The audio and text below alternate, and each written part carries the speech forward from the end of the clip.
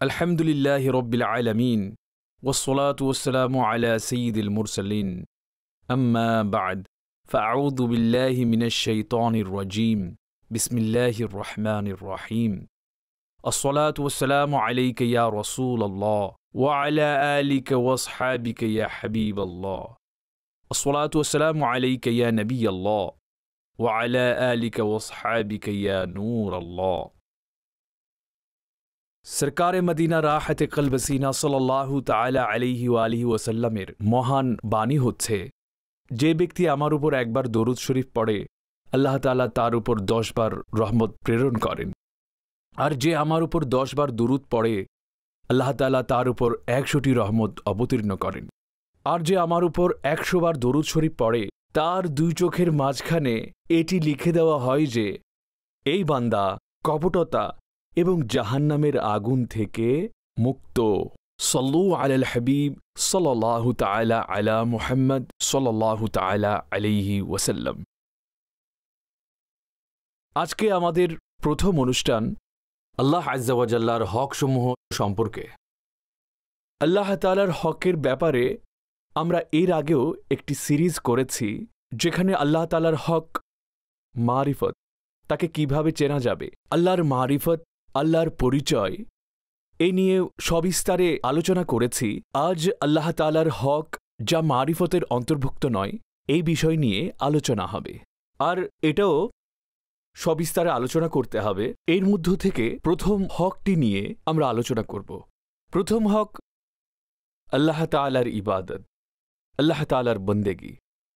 আল্লাহ তাআলা কোরআনে পাকে ইরশাদ করছেন, ইয়া আইয়ুহান নাসু উবুদু রাব্বাকুমুল্লাযী খালাকাকুম ওয়াল্লাযীনা মিন ক্বাবলিকুম। হে মানুষ, তোমাদের ওই রবের ইবাদত করো যিনি তোমাদের সৃষ্টি করেছেন এবং তোমাদের পূর্ববর্তীদের সৃষ্টি করেছেন। এই আয়াতে মুবারাকায় ইবাদতে ইলাহির হুকুম দেওয়া হয়েছে। ইবাদতের হুকুম কুরআনে মজিদে আরও অনেক জায়গায়, বরং আরও অনেক আয়াতে বিদ্যমান আছে। এক জায়গায় ইরশাদ করা হয়েছে, ওয়াকাদা রাব্বুকা আল্লা তা'বুদু ইল্লা ইয়্যাহ। আর তোমার রব ফয়সালা করে দিয়েছেন, হে লোকেরা, তোমরা কারো ইবাদত করবে না কিন্তু আল্লাহ ব্যতীত।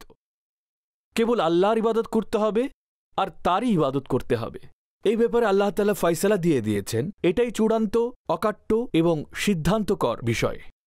আমরা যখন কলেমা পড়ি মুসলমান হিসেবে, যখন লা ইলাহা ইল্লাল্লাহ বলি, ওই কলেমার মধ্যেও ইবাদতের বিষয় বিদ্যমান রয়েছে। এর অর্থ হল আল্লাহ ব্যতীত কেউ ইবাদতের যোগ্য নয়। যখন আল্লাহ ব্যতীত অন্য কেউ ইবাদতের যোগ্য নয়, তখন তিনি ছাড়া আর কারো ইবাদত করা যাবে না। আর যখন আল্লাহ তাআলাই ইবাদতের যোগ্য, কেবল তারই ইবাদত করতে হবে। তো আমি এইখানে ওভারঅল ইবাদত নিয়ে কিছু বিষয় উল্লেখ করলাম। এখন ইবাদতের বিষয়ে কয়েকটি দিক রয়েছে যা নিয়ে আমরা আলোচনা করতে পারি। আজকে এরকম কয়েকটি দিক নিয়ে আমি আলোচনা করব। সর্বপ্রথম বিষয় হল যে ইবাদতের অর্থ ও উদ্দেশ্য কি, এর ডেফিনেশন কি, এর সংজ্ঞা কি। ইবাদত শব্দটি বেসিক্যালি দুইভাবে ব্যবহার করা হয়। একটি হচ্ছে ইবাদত দ্বারা অর্থ ও উদ্দেশ্য হল যার মধ্যে পুরো দিনের সমস্ত আমল, প্রকাশ্য অপ্রকাশ্য, একাকী জনসম্মুখে হোক, এর সম্পর্ক ইবাদতের বিষয়াদির অন্তর্ভুক্ত, অথবা মুআমালাত, অথবা সমাজ, অথবা ফ্যামিলি, অথবা ব্যবসা, যে কোনো বিষয় সম্পর্কিত হোক। এই অর্থের দিক বিবেচনা করলে সকল বিষয়াদি ইবাদতের অর্থের মধ্যে অন্তর্ভুক্ত। এটি হচ্ছে ইবাদতের এমন অর্থ যা অনেক ব্যাপক। এটা ওই অর্থ যার ব্যাপারে কোরআন মাজিদে ইরশাদ করা হয়েছে, আমি জিন ও মানুষকে এই জন্য সৃষ্টি করেছি যেন তারা শুধু আমার ইবাদত করে। এখানে ইবাদতের অর্থ অনেক ব্যাপক। আরেকটি হচ্ছে ইবাদতের ওই অর্থ যার প্রয়োগ, যার ব্যবহার বিশেষ করে ওইসব বিষয়ের উপর হয় যেগুলোকে আমাদের প্রচলিত ভাষায়, আমাদের সাধারণ কথায় আমরা ইবাদত বলি, যেমন নামাজ, রোজা, যাকাত, হজ, তিলাওয়াতে কোরআন, জিক্রে ইলাহি, দুরুদে পাক। এগুলো হচ্ছে ইবাদতের ওই অর্থ যখন ইবাদত শব্দটি সাধারণভাবে বলা হয় তখন ইবাদত দ্বারা এই অর্থ উদ্দেশ্য হয়। অর্থাৎ ইবাদত শব্দের দুই ধরনের ব্যবহার আছে। ইবাদত শব্দের একটি হচ্ছে ওই অর্থ যার মধ্যে সব কিছু অন্তর্ভুক্ত, আরেকটি হচ্ছে ওই অর্থ যাতে কেবল ইবাদতের নির্দিষ্ট বিষয়গুলো অন্তর্ভুক্ত।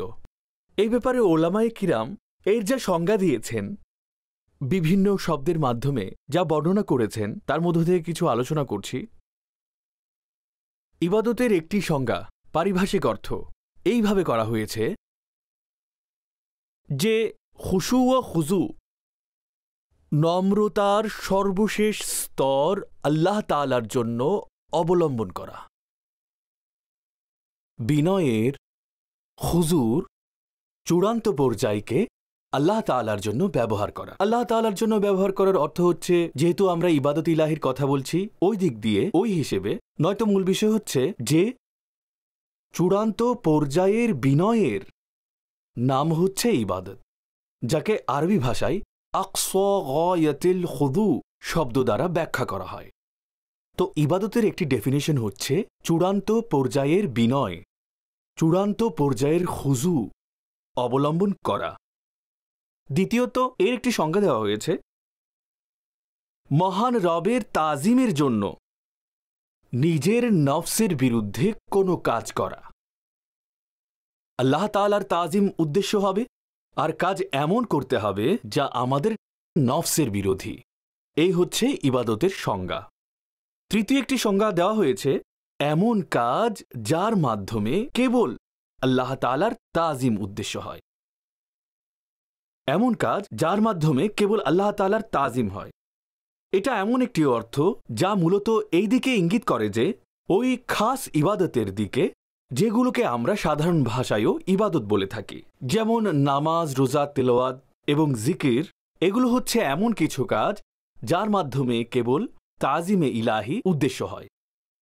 চতুর্থ সংজ্ঞা দেওয়া হয়েছে, প্রত্যেক এমন কাজ, প্রত্যেক এমন ক্রিয়াকে অবলম্বন করা, এমন কিছু কাজ করা যাতে আল্লাহ তাআলা রাজি হয়। এটা এমন একটি সংজ্ঞা যার অনেক বিস্তৃত অর্থ হয়। প্রত্যেক এমন কাজ যাতে আল্লাহ তাআলা রাজি হয়। এখন ওই কাজ নামাজ রোজাও হতে পারে, ওই কাজ সুন্দর চরিত্রও হতে পারে, ওই কাজ সবর ও শুকরও হতে পারে, ওই কাজ ভালো কথাও হতে পারে, ওই কাজ ভালো নিয়তের সাথে খাবার খাওয়াও হতে পারে, ভালো নিয়তের সাথে বিবাহ করাও হতে পারে।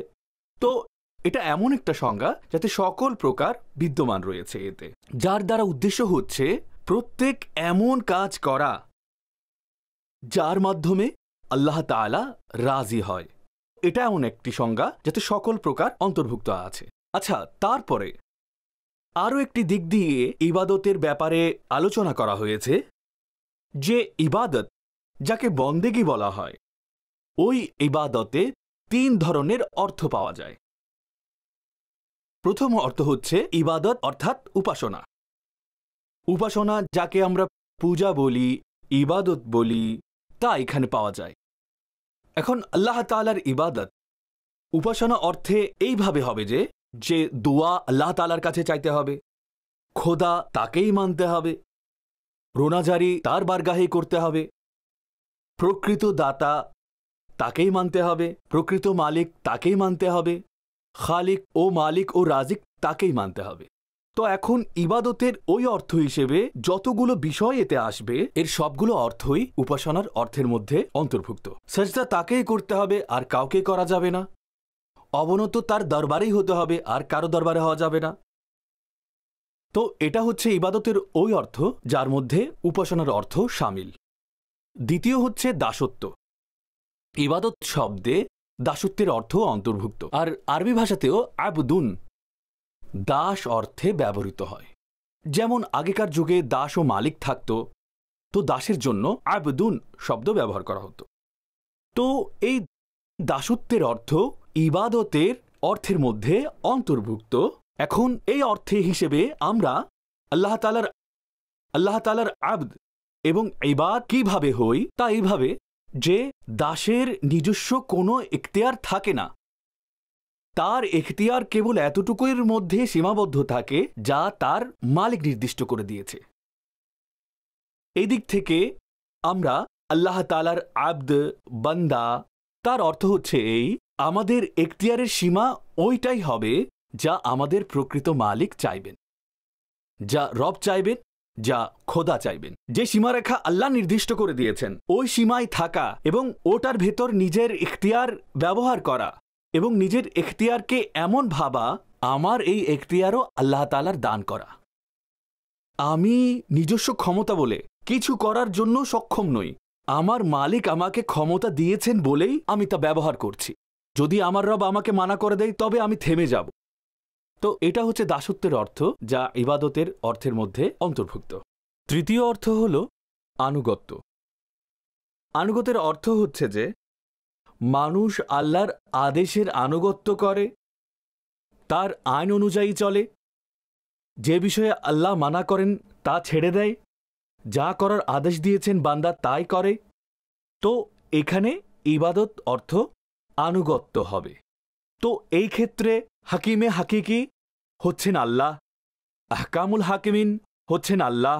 এখন এই অর্থের হিসেবে, এখন তা হোক আমাদের ব্যক্তিগত জীবন, অথবা তা আমাদের ব্যক্তিগত জীবনের আরও অন্যান্য দিক হোক, অথবা তা আমাদের জাতীয় জীবন হোক, এই সব কিছুতে আল্লাহ তাআলার আনুগত্যের অর্থ অন্তর্ভুক্ত আছে। এই দিক থেকে এমন অর্থ হবে যে আমরা আমাদের ফ্যামিলি লাইফেও আল্লাহর হুকুমের বরখেলাপ করতে পারবো না, আমরা আমাদের ব্যবসায়িক কর্মকাণ্ডে এটা বলতে পারবো না যা ইচ্ছে তাই করব, যে রীতি প্রচলিত আছে, যে নিয়ম প্রচলিত আছে সে অনুযায়ী করতে হবে, আমরা তা বলতে পারবো না। আমরা এটাই বলবো যে আমাদের ব্যক্তিগত জীবনেও আল্লাহর হুকুম মোতাবেক চলতে হবে, আমাকে আমার ব্যবসায়িক লেনদেনেও আল্লাহ তাআলার হুকুমের আনুগত্য করতে হবে। আর এইভাবে এর উপরে যে বিষয়গুলো আছে, যার সম্পর্ক রাষ্ট্রের সাথে, যার সম্পর্ক আন্তর্জাতিক ক্ষেত্রে, যার সম্পর্ক ইন্টারন্যাশনাল বৈশ্বিক, যার সম্পর্ক দেশের বাইরে, এই সকল ক্ষেত্রে অর্থাৎ রাষ্ট্রীয় ক্ষেত্রে, জাতীয় ক্ষেত্রে, আন্তর্জাতিক ক্ষেত্রে, এই সব কিছুতে যা আল্লাহ তাআলা হুকুম দিয়েছেন সেই মোতাবেক চলতে হবে। এইভাবে হবে না যে আমরা এটা বলবো না জনাব, ইবাদত বলতে যা বোঝায় তা বান্দার একমাত্র ব্যক্তিগত বিষয়, এর সম্পর্ক হচ্ছে মানুষের ব্যক্তিগত জীবনের ক্ষেত্রে, আর জাতীয় জীবনের ক্ষেত্রে দেখতে গেলে, অথবা সামাজিক ক্ষেত্রে, অথবা রাষ্ট্রীয় ক্ষেত্রে, সেখানে দিনের কোনো দখল থাকবে না। মাআযাল্লাহ, এমন বলা সরাসরি গলত, কারণ আল্লাহ তাআলা আমাদেরকে তার বান্দা ঘোষণা করেছেন, আমরা তার বান্দা। আর এই বন্দেগীর ক্ষেত্রে আর ইবাদতের এই ক্ষেত্রে আনুগত্যের অর্থ অন্তর্ভুক্ত আছে। এই জন্য আল্লাহ তাআলা কোরআনুল মাজিদে যেসব আহকাম বর্ণনা করেছেন, আপনারা ওই আহকামগুলোর খেয়াল করুন, এগুলো কেবল আমাদের ব্যক্তিগত জীবন সম্পর্কিত নয়। যেমন নামাজ, রোজা, হজ, যাকাত, এগুলো আমাদের ব্যক্তি সম্পর্কিত। তেলাওয়াতে কোরআন, জিক্রে ইলাহি, এগুলো আমাদের ব্যক্তির সম্পর্কিত। কিন্তু খোদ কোরআন মাজিদেই অন্য জাতিদের সাথে সম্পর্ক কেমন হবে তার বর্ণনাও আছে। কোথায় শান্তি বজায় রাখতে হবে, কোথায় শান্তি বজায় রাখার পরিবর্তে অন্য পথ অবলম্বন করতে হবে, সেসব বিষয়েও বর্ণনা আছে কোরআনে। ব্যবসায়িক বিষয়াদি কোরআনে পাকে আছে। সুদকে কোরআনে নিষিদ্ধ করা হয়েছে। অবৈধ চুক্তি, ব্যবসায়ের অবৈধ পদ্ধতি আল্লাহ তাআলা নিষিদ্ধ করেছেন। এখন এখানে যেসব বিষয় আছে, এক্ষেত্রে এটা বলা যাবে না যে এগুলো আমাদের ব্যক্তিগত বিষয়, ব্যক্তিগত জীবনে যা ইচ্ছা তাই করব না। যখন ইবাদতের অর্থ আনুগত্য হবে, আনুগত্যের পরিসীমা অনেক বড়।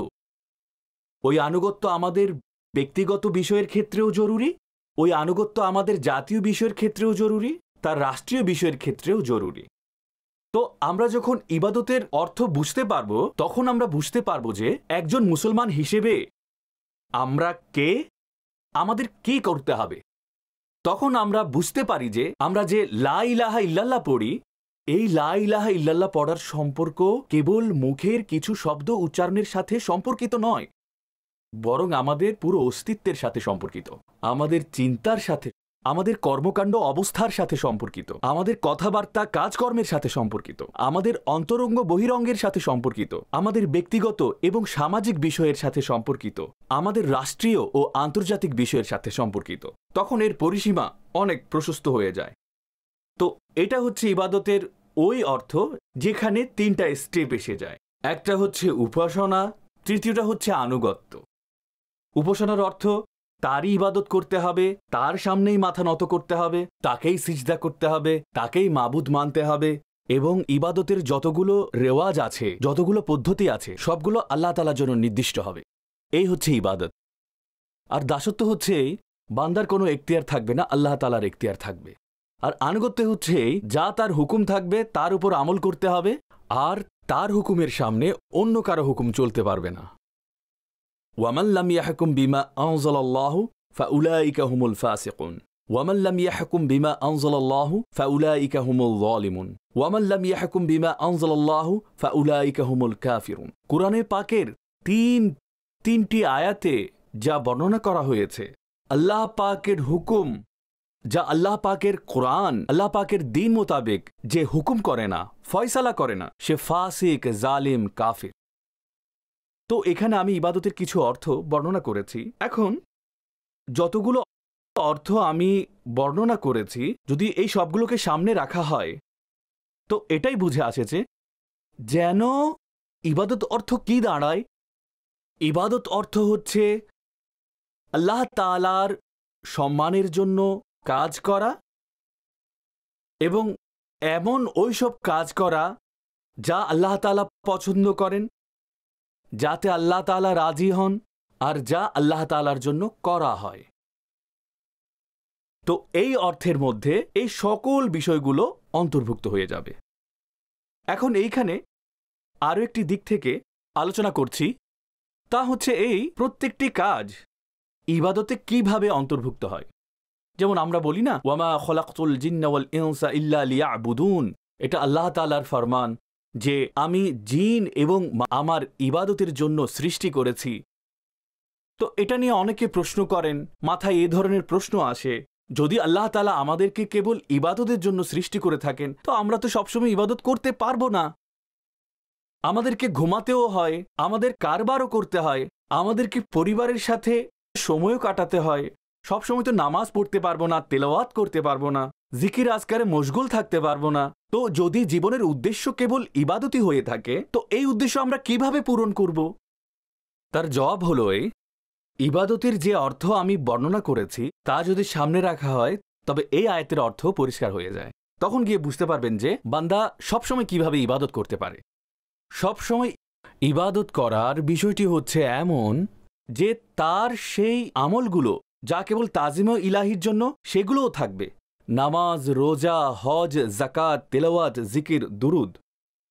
কিন্তু এর সাথে তার যে অন্যান্য কর্মকাণ্ড আছে, হয় তা এভাবে করতে হবে যাতে আল্লাহ রাজি হয়ে যায়, যেভাবে আল্লাহ তাআলা করার হুকুম দিয়েছেন, যেভাবে আল্লাহর রসুল করার হুকুম দিয়েছেন। তো যখন তার হুকুমগুলো তার দেখানো পথ অনুযায়ী করবেন তখন আল্লাহ রাজি হবেন, আল্লাহ তাআলার কাছে ওই পদ্ধতি পছন্দ হবে। যখন আল্লাহর কাছে ওই পদ্ধতি পছন্দের এবং আল্লাহ তাআলার মর্জি অনুযায়ী কাজ করবেন তার উপর সওয়াব পাবেন, তাই ইবাদত হিসেবে গণ্য হবে। এখানে একটা দেখার বিষয়, বাহ্যিকভাবে এটা ইবাদতের কোনো কাজ না, কিন্তু ওই কাজ করার উদ্দেশ্য আল্লাহ তাআলার রিজা যদি হয়, অথবা আল্লাহ তাআলার রিজার কাজে সহায়তা অর্জিত হয়, সহায়ক হয়। এর বিস্তারিত ব্যাখ্যা আমি দেব, তার আগে এই সম্পর্কিত কিছু আয়াত বর্ণনা করছি। প্রত্যেকটি কাজ ইবাদতের অন্তর্ভুক্ত কিভাবে? প্রথমে কোরআনে পাকের ওই আয়াতে মোবারকা যা আমি বর্ণনা করেছি, জিন ও মানুষকে এই জন্য সৃষ্টি করা হয়েছে যে কেবল আমার ইবাদত করবে। দ্বিতীয় আয়াতে মোবারকা আল্লাহ তাআলা ইরশাদ করেছেন, আল্লাযী খলাকাল মাউতা ওয়াল হায়াতা লিয়াবলুয়াকুম আইয়ুকুম আহসানু আমালা। সেই সত্তা যিনি জীবন ও মৃত্যুকে সৃষ্টি করেছেন যাতে হে লোকেরা তোমাদের পরীক্ষা করা হয় তোমাদের মধ্যে কে সৎকর্ম করে। আল্লাহ তাআলা জীবন ও মৃত্যু এই জন্য সৃষ্টি করেছেন যাতে তিনি তোমাদের যাচাই করেন, তোমাদের পরখ করেন, তোমাদের পরীক্ষা নেন, তোমাদেরকে দেখেন যে তোমাদের মধ্যে সৎকর্মশীল বান্দা কে।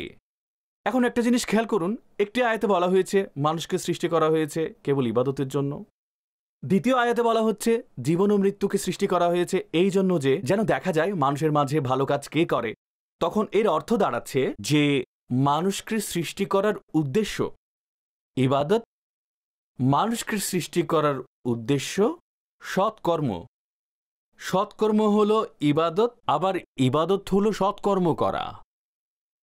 যখন এই দুটোই ভালো কাজ এখন এরপরে আরেকটি আয়াত মোবারকা আছে, তাতেও এটা বলা হয়েছে জীবনের যে উদ্দেশ্য তা একেবারে সর্বোপরি বান্দার সর্বাগ্রে করণীয়, বান্দা সুনির্দিষ্টভাবে তা যেন রবের জন্য করে। যেমন কোরআনে পাকে ইরশাদ করা হচ্ছে, বলা হচ্ছে কুল ইন্না সলাতি ওয়া নুসুকি ওয়া মাহইয়ায়া ওয়া মামাতি লিল্লাহি রাব্বিল আলামিন। আপনি বলে দিন, নিশ্চয় আমার নামাজ আর আমার কোরবানি আর আমার বাঁচা আর আমার মরা সবকিছুই আল্লাহর জন্য, যিনি সমগ্র বিশ্বের পালনকর্তা। তো এখন দেখুন, নামাজ তো আল্লাহর জন্য সবাই জানে, কোরবানি আল্লাহর জন্য সবাই জানে, কিন্তু ইরশাদ করা হচ্ছে বাঁচাও মরাও আল্লাহ তাআলার জন্য। এই জীবন ও মরণ, এই যে বান্দার জীবন ও মরণ, তাও আল্লাহ তাআলার জন্য হয়ে যাবে। তার অর্থ হচ্ছে এটাই, সমগ্র জীবন বন্দেগীর জন্য হয়ে যাবে, তার পুরো জীবন বন্দেগীতে পরিবর্তিত হয়ে যাবে, তার জীবন ইবাদতের নমুনা হয়ে যাবে, তার সমস্ত কর্মকাণ্ড, কথাবার্তা, কাজকর্ম, অবস্থাদি, তার সবগুলোই ইবাদতের রঙে রঙিন হয়ে যাবে। তো এটা কিভাবে সম্ভব? আমি কিছু হাদিস উপস্থাপন করছি। তো যখন বান্দা, একটা হচ্ছে যে সে কেবল খালিস ইবাদতের কাজ করে এবং এগুলোকে তার জীবনে অন্তর্ভুক্ত করে, নামাজ নিয়মিতভাবে পড়ে, রোজা রাখে, আর তাতে নামাজের মধ্যে ফরজ নামাজও আছে, নফল নামাজও আছে, রোজার মধ্যে ফরজ রোজাও আছে, নফল রোজাও, জাকাত খয়রাতও আছে, এতে ফরজ আছে, নফল আছে, ওয়াজিবও আছে, হজের মধ্যে ফরজ হজ আছে, নফল হজ আছে, ওমরাও আছে। তো একটি বিষয় হচ্ছে, মানুষ তার নিজের জীবনে এই ইবাদতগুলোকে অন্তর্ভুক্ত করে ফেলে।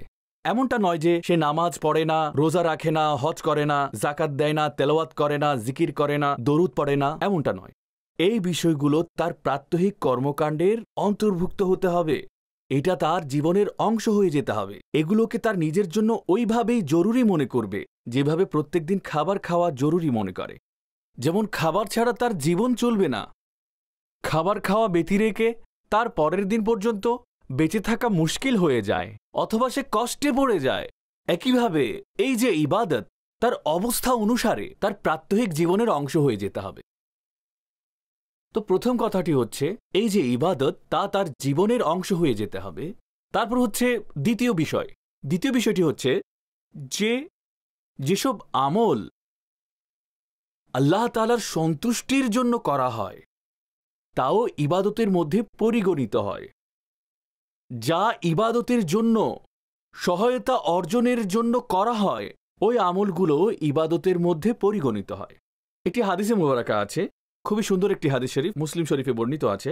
হযরত আবু যর গিফারি রাদিয়াল্লাহু তাআলা আনহু বর্ণনা করেন যে কিছু লোক নবী পাক সাল্লাল্লাহু আলাইহি সাল্লামের বারগাহে উপস্থিত হয়, অর্থাৎ কিছু সাহাবায়ে কেরাম যাদের আর্থিক অবস্থা অত ভালো ছিল না, তারা নবী পাক সাল্লাল্লাহু আলাইহি সাল্লামের বারগাহে হাজির হলেন আর আরজ করলেন, ইয়া রাসূলুল্লাহ, যারা ধনী ও সম্পদশালী লোক তারা তো তাদের প্রতিদান নিয়ে গেছে, যাদের কাছে পয়সা আছে, সম্পদ আছে, তারা তো প্রতিদান পেয়ে গেছে।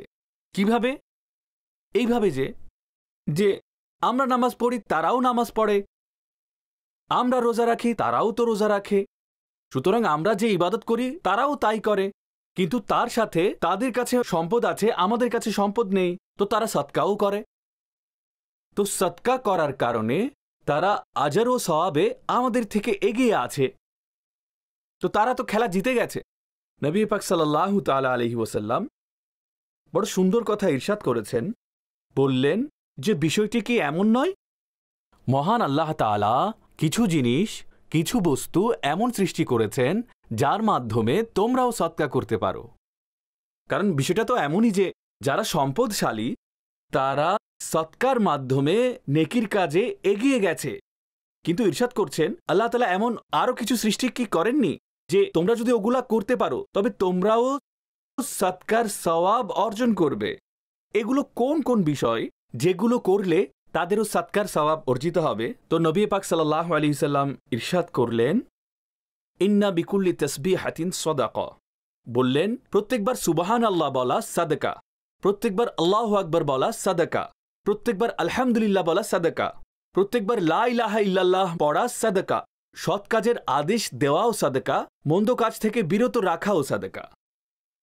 ইরশাদ করলেন তোমরা সদকার সওয়াবের চিন্তা করছো, তো এই যে আমলগুলো আছে আলহামদুলিল্লাহ, সুবহানাল্লাহ, আল্লাহু আকবার, লা ইলাহা ইল্লাল্লাহ, এগুলো যদি পড়ো এর মধ্যেই আল্লাহ তাআলা সাদকার সওয়াব দান করবেন। আচ্ছা, এখন যা ছিল তা হলো জিকির আজকার। এগুলো যেহেতু তাজিম ইলাহির জন্য, তাহলে এগুলো কেবলমাত্র ইবাদতের মধ্যে অন্তর্ভুক্ত। কিন্তু এরপরে যা বর্ণনা করেছেন নবী পাক সাল্লাল্লাহু আলাইহি ওয়াসাল্লাম ইরশাদ করেছেন, তোমাদের মধ্যে তোমাদের নিজের আহলিয়ার কাছে যাওয়া অর্থাৎ শারীরিক প্রশান্তি অর্জন করা, বললেন এতেও তোমাদের জন্য সদকা রয়েছে। সাহাবায়ে কেরাম আশ্চর্য হয়ে জিজ্ঞাসা করলেন, ইয়া রাসূলুল্লাহ, আমাদের মধ্যে কেউ যদি এই ধরনের কাজ করে এতেও কি সওয়াব আছে? তো এর মধ্যেও কি সদকা আছে? তো নবী পাক সাল্লাল্লাহু আলাইহি ওয়াসাল্লাম, এতেও কি সওয়াব আছে? তো নবী পাক সাল্লাল্লাহু আলাইহি ওয়াসাল্লাম তিনি ইরশাদ করলেন, যদি এই একই ধরনের কামনার প্রশমন বান্দা হারাম উপায়ে পূরণ করে তবে তার কি গুনাহ হতো না? তো যখন ওই কামনার প্রশমন যদি নাজায়েজ জায়গায় গিয়ে করে আর ওখানে গিয়ে তার গুনাহ হয়, আর যদি সে হালাল জায়গায় গিয়ে করে তাহলে তার সওয়াব কেন হবে না? তো এখন আপনারা দেখুন কি সেই বস্তু আর কোথায় আল্লাহ তাআলা সওয়াব এবং সদকার সুসংবাদ আমাদেরকে প্রদান করছেন। তো এখন বিষয় হলো যে এটা বাহ্যিকভাবে ইবাদতের কোনো প্রকারের মধ্যে পড়ছে না, কিন্তু যেহেতু তা বৈধ কামনার জায়েজ উপায়ে প্রশমন করার পদ্ধতি, আর এখানে আল্লাহ তাআলার হুকুমকে মান্য করা হচ্ছে, আল্লাহ তাআলার হুকুমের উপর আমল করা হচ্ছে, তো ওই ধরনের কাজও বান্দার জন্য সওয়াব হিসেবে গণ্য হবে। একইভাবে আরো একটি হাদিসে মুবারাকা আরজ করছি, বুখারী এবং মুসলিমের হাদিস। নবী পাক সাল্লাল্লাহু আলাইহি ওয়াসাল্লাম ইরশাদ করেছেন, তোমরা যাই খরচ করো, ঘরের জন্য যেসব খরচ করো, ইরশাদ করেন তোমরা যাই খরচ করো যাতে উদ্দেশ্য আল্লাহ তাআলার সন্তুষ্টি থাকে, উদ্দেশ্য আল্লাহ তাআলার সন্তুষ্টি। তো ইরশাদ করলেন তোমরা যাই খরচ করো তার জন্য তোমাদের প্রতিদান দেওয়া হয়, এমন কি যে লোকমা তোমরা নিজের স্ত্রীদেরকে খাওয়াও তার জন্য তোমাদেরকে সওয়াব দেওয়া হবে। তো এখন দেখুন যে বিষয়টা কি, মানুষ তার সন্তানের ইচ্ছা পূরণ করছে, তার স্ত্রীর ইচ্ছা পূরণ করছে, সে তার জন্য খাবার এনে দিচ্ছে, ফল এনে দিচ্ছে, মাংস এনে দিচ্ছে, তার জন্য পোশাক আশাক এনে দিচ্ছে, আর তার বৈধ চাওয়াগুলো পূরণ করে দিচ্ছে। এগুলো তো মানুষের জীবনের অত্যাবশ্যকীয় কাজ, এছাড়া তো মানুষের জীবন ধারণ করা সম্ভব নয়। কিন্তু তার জন্য বলা হচ্ছে যে আল্লাহ তাআলা এর জন্য তোমাদেরকে প্রতিদান দেবেন, কিন্তু শর্ত হচ্ছে আল্লাহ তাআলার সন্তুষ্টি। ইরশাদ করলেন তাবতাগি বিহা ওয়াজহিল্লাহ, যখন এই খরচের সাথে তোমরা আল্লাহ তাআলার সন্তুষ্টি কামনা করো।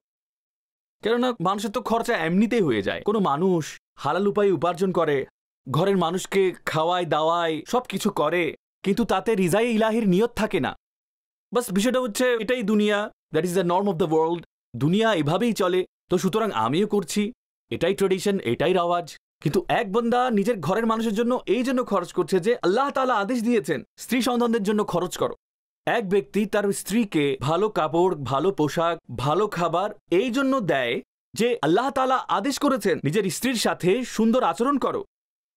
এক ব্যক্তি তার সন্তানের জন্য এই জন্য খরচ করে, আল্লাহ তাআলা এটা আমার দায়িত্ব নির্ধারণ করেছেন, আমাকে দায়িত্ব দিয়েছেন, এই বিবি বাচ্চাদের, এই স্ত্রী সন্তানদের খরচা আমার উপর আবশ্যক, সুতরাং আমি এই আদেশের উপর আমল করে এই খরচ, এই ব্যয় নির্বাহ করছি এবং তাদের চাহিদা পূরণ করছি। তো যখন এই ধরনের নিয়ত থাকবে তো এর জন্যই সওয়াব পাওয়া যাবে, আর এই কাজ ইবাদত হয়ে যাবে। তো এখন আপনারা দেখুন, ওই যে ইরশাদ করা হয়েছে বান্দাকে ইবাদতের জন্যই সৃষ্টি করা হয়েছে। সৃষ্টি যদি ইবাদতের জন্য করা হয় তবে সবসময় ইবাদত কিভাবে করবে? এইভাবে করবে যেভাবে আমি এখন বর্ণনা করেছি। একইভাবে আরো একটি হাদিসে মুবারাকা ইরশাদ করছি, নবী পাক সাল্লাল্লাহু তাআলা আলাইহি ওয়াসাল্লাম ইরশাদ করেছেন মা আতআমতা নাফসাকা ফাহুয়া সাদাকা ওয়া মা আতআমতা যাওজাতাকা ওয়ালিদাতাকা ওয়া খাদিমাতাকা ফাহুয়া সাদাকা। ইরশাদ করেছেন যে লোকমা তুমি নিজেকে খাওয়াও তাও সাদাকা, যা আমরা নিজেরা খাই ইরশাদ করছেন ওগুলোও সাদাকা। আরো বলছেন যে লোকমা তোমরা নিজের সন্তানদেরকে, নিজের স্ত্রীদেরকে, নিজের চাকরদেরকে খাওয়াও তাও সাদাকা। তো এখন আপনারা দেখুন আমাদের প্রাত্যহিক জীবনের এটা অংশ, এটা দিনরাত প্রতিদিনের কাজ, কিন্তু যদি নিয়তে হাসান, ভালো নিয়ত যদি তার সাথে শামিল হয়ে যায় তাও আমাদের জন্য সাদকা হয়ে যাবে। আপনারা দাওয়াত ইসলামের পরিবেশে নিশ্চয়ই দেখেছেন যে নিয়তের উপর সবসময় জোর দেওয়া হয়। প্রত্যেকটা আমলের আগে নিয়ত, প্রত্যেকটা আমলের আগে নিয়ত। এর পেছনে মাকসাদ ও হিকমত কি? তার পেছনে যে মাকসাদ তা হলো সওয়াবের পাহাড় গড়া, তা হচ্ছে ইবাদতের মূল ভাব, তা হচ্ছে এই হাদিসে মুবারাকা যে যাতে খুব তাকিদ সহকারে বলা হয়েছে তাবতাগি বিহা ওয়াজহাল্লাহ, আল্লাহ তাআলার রিজা উদ্দেশ্য হতে হবে। এখন বান্দা নিজেই খায় আর তাতেও সাদকা, এটা কিভাবে সম্ভব? সাধারণত মানুষ যখন খায় তখন বিষয়টা এমন না যে সে যাই খাবে তাতে সওয়াব মিলে যাবে, বিষয়টা এমন নয়। যখন এতে রিজায়ে ইলাহি উদ্দেশ্য হবে। রিজায়ে ইলাহি এখানে কিভাবে পাওয়া যাবে? নাম্বার 1, বান্দা নিজের মধ্যে এই চিন্তা করে যে আমি নিজেকে হালাল খাওয়াচ্ছি এবং হারাম থেকে বাঁচাচ্ছি। আল্লাহর হুকুম হচ্ছে হালাল খাওয়া, 1। দ্বিতীয়, বান্দা এই জন্য খায় যে এর মাধ্যমে আমার নামাজ পড়াতে শক্তি মিলবে, তেলাওয়াত করাতে শক্তি মিলবে, কারণ খাবার খেলে শরীরে শক্তি পাওয়া যায়। শরীরে শক্তি থাকলে বান্দা নামাজ পড়তে পারে, মানুষ রোজা রাখতে পারে, শরীরে শক্তি থাকলে মানুষ দিনের কাজ করতে পারে। তো এখন কি হলো, বান্দা খাবার এই জন্য খেলো যে এতে যে এনার্জি পাওয়া যাবে, যে শক্তি পাওয়া যাবে, এর মাধ্যমে আমি আল্লাহ তাআলার আহকাম পূরণ করতে পারব, আমি তার বন্দেগীর কাজ করতে পারব। তো এই হচ্ছে ওই লোকমা যার ব্যাপারে বলা হয়েছে মা আতআমতা নাফসাকা ফাহুয়া সাদাকা, যা তুমি নিজেকে নিজে খাইয়েছো তাও সাদাকা, আর যা তুমি নিজের বাচ্চাকে, স্ত্রীকে, চাকরকে খাইয়েছো তাও সাদাকা। তো এর মূল ভিত্তি কি হলো?